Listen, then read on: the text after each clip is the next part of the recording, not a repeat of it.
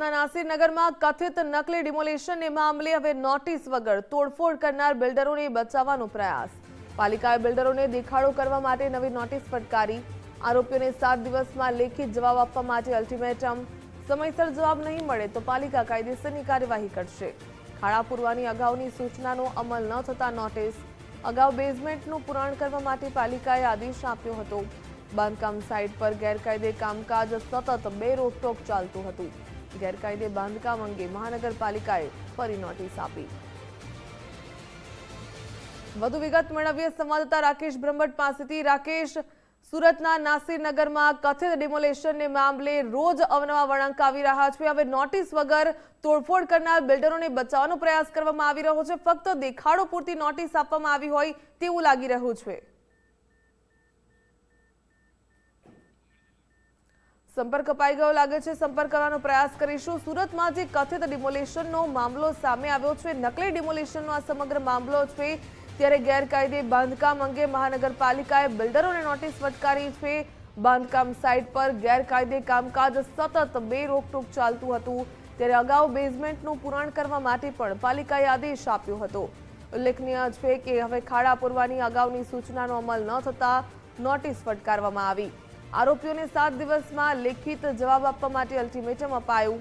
પાલિકાએ બિલ્ડરોને દેખાડો કરવા માટે નવી નોટિસ ફટકારી। નોટિસ વગર તોડફોડ કરનાર બિલ્ડરોને બચાવવાનો પ્રયાસ કરવામાં આવી રહ્યો છે।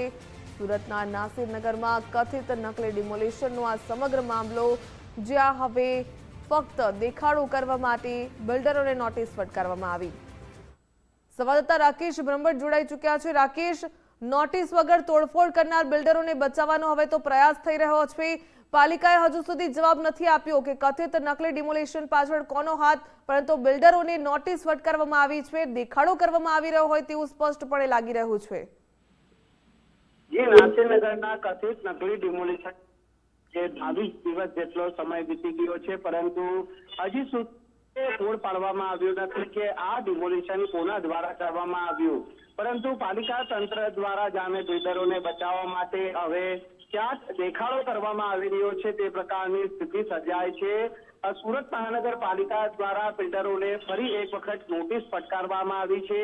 અગાઉ 30મી મેના રોજ જ્યારે નાસિરનગરના કથિત નકલી ડિમોલેશન કામ હાથ ધરાયું હતું, તે દિવસે જ આ જે પ્રોજેક્ટ આવેલું છે, પ્રોજેક્ટના બેઝમેન્ટના ભાગે માટી પુરાણને લઈને જે નોટિસ ફટકારવામાં આવી હતી।